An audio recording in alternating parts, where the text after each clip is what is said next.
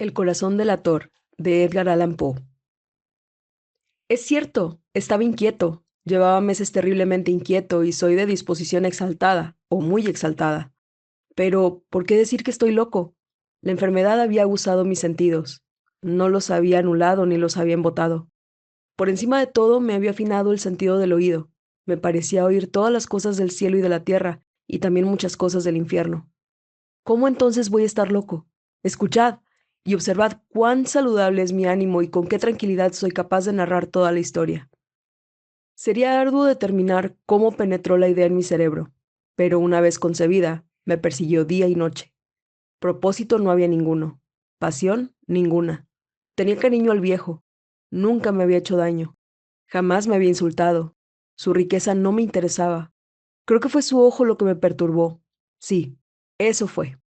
Tenía el ojo de un buitre, un ojo azul pálido recubierto de una telilla transparente. Cada vez que posaba en mí su mirada, se me helaba la sangre. Y así fue como poco a poco, de modo muy gradual, decidí quitar la vida al anciano y librarme del ojo para siempre. Vayamos a lo central del asunto. Se me tacha de loco, pero los locos no saben nada. A mí, por el contrario, deberíais haberme visto. Deberíais haber visto la sabiduría con la que procedí, la cautela, la previsión y el disimulo con el que acudí a trabajar. Nunca fui más amable con el anciano que durante la semana previa a matarlo. Y todas las noches, sobre la medianoche, giraba el pestillo de su puerta y la abría. ¡Ay, con cuánta delicadeza! Tras dejar una abertura suficiente para que me pasara la cabeza, metí una linterna oscura, cerrada, opaca, que no dejaba pasar la luz, y entonces metí la cabeza por la rendija. ¡Ay, os hubierais reído al ver la astucia con la que me movía! Adelantaba la cabeza despacio, muy despacio, para no molestar al anciano. Tardaba una hora en pasar la cabeza entera por la abertura, pero me quedaba una distancia suficiente para alcanzar a verlo acostado en su cama. Ojalá un loco hubiera sido tan sabio. Y después, cuando ya tenía la cabeza bien metida en la habitación, entornaba la linterna con cautela. Ay, con tantísima cautela, porque las bisagras crujían. La entreabría hasta permitir que un hilo de luz cayera sobre el ojo del buitre. Esto lo hice durante 7 largas noches, todas las noches justo al dar la medianoche, pero siempre me encontré con el ojo cerrado, cosa que me impedía llevar a cabo la tarea porque no era el viejo el que me atormentaba, sino su ojo siniestro. Y todas las mañanas, al romper el alba, entraba valeroso en la habitación y le hablaba con desenvoltura, llamándolo por su nombre en un tono cordial y preguntando si había pasado bien la noche. Como puede verse, hubiera tenido que ser un viejo muy perspicaz, ciertamente, para sospechar que todas las noches, a las 12, lo miraba mientras dormía. En la octava noche fui más circunspecto de lo habitual al abrir la puerta. La manecilla que marca los minutos de un reloj se mueve más deprisa de lo que se movió mi mano aquella noche. Nunca como entonces había tenido una conciencia tan clara del alcance de mi talento ni de mi sagacidad. Apenas podía contener la impresión de un inminente triunfo. Pensar que me hallaba ahí, abriendo la puerta, poco a poco, mientras él no sospechaba ni en sus sueños, mis actos o designios secretos. Me costó aguantar una carcajada al pensarlo, y tal vez el viejo me escuchó, porque se movió en la cama de pronto como sobresaltado. Podrá pensarse que en aquel momento retrocedí, pero no. Su habitación estaba negra como la brea, porque cerraba las contraventanas con temor a los ladrones. Y sabiendo que la espesa oscuridad le impediría ver la abertura de la puerta, seguí empujando poco a poco, empujando sin parar. Tenía la cabeza ya dentro y estaba a punto de descorrer la linterna con el pulgar sobre el cierre de estaño, cuando el viejo se incorporó en la cama con un respingo gritando: «¿Quién anda ahí?». Me quedé quieto y no dije nada.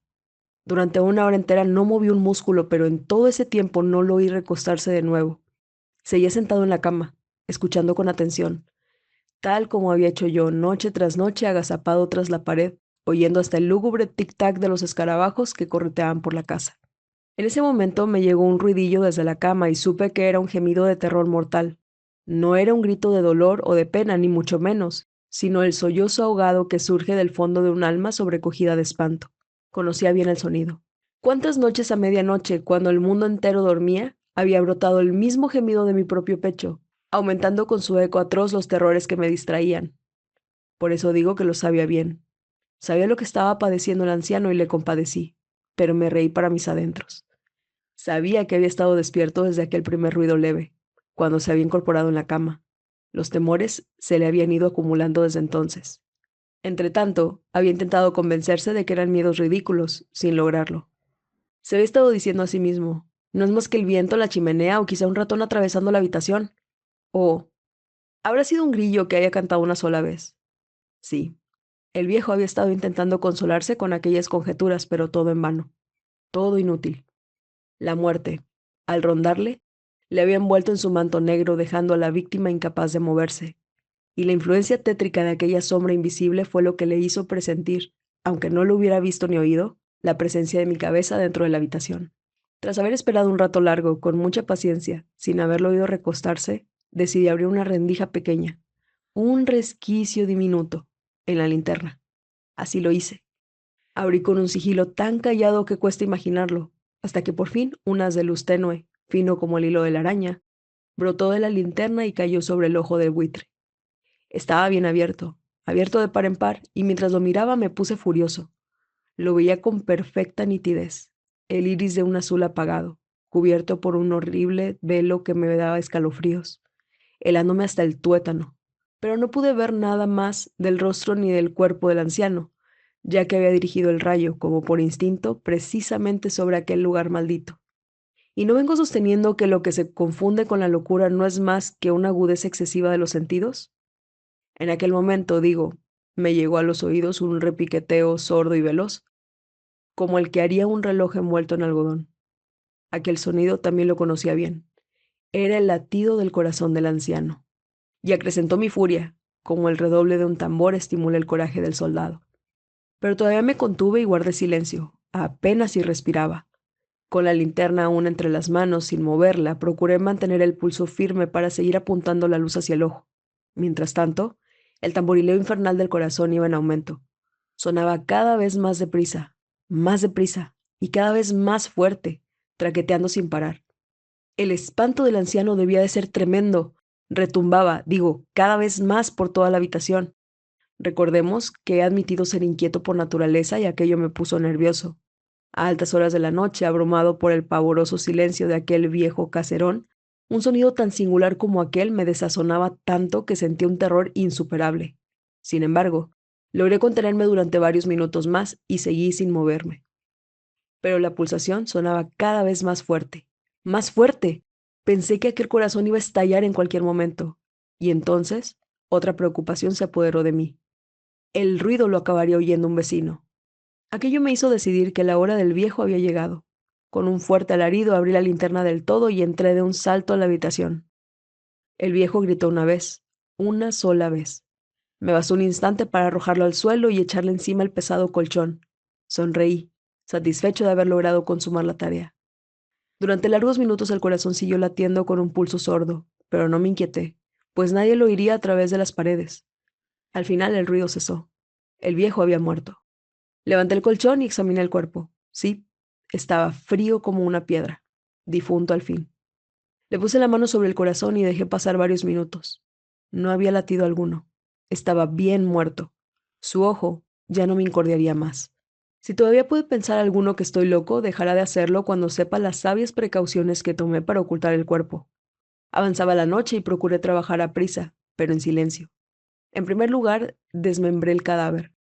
Le corté la cabeza, los brazos y las piernas. A continuación, levanté 3 tablas del suelo de la habitación y deposité en el hueco los restos del cuerpo.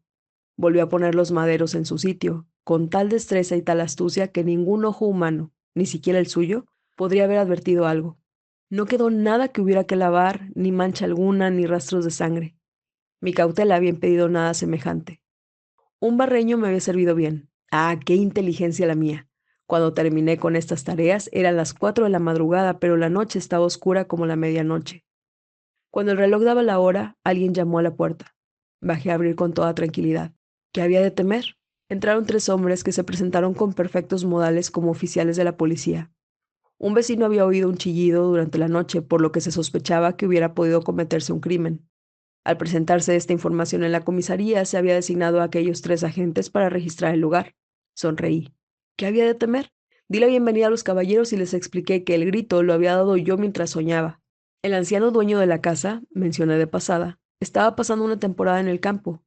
Llevé a mis visitantes por toda la casa y les rogué que inspeccionaran cuanto quisieran, que lo inspeccionaran todo a fondo. Finalmente los llevé al dormitorio del viejo. Les mostré sus objetos de valor a buen recaudo sin que nadie los hubiera tocado.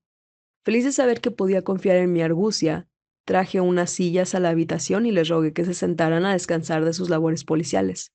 Con la audacia desmedida que me daba mi ardid intachable, coloqué mi propia silla en el lugar exacto bajo el que descansaba el cadáver de la víctima.